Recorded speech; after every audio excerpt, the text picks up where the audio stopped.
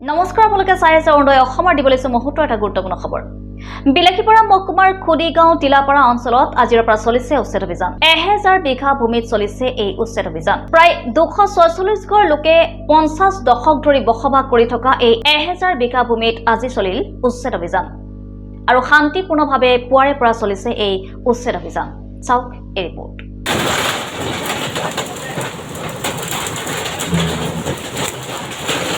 আৰু বিলাকীপাৰা মহকুমা খুদিগাঁও টিলাপাৰাত উচ্ছেদ অভিযান পোনপটীয়া সম্প্ৰচাৰ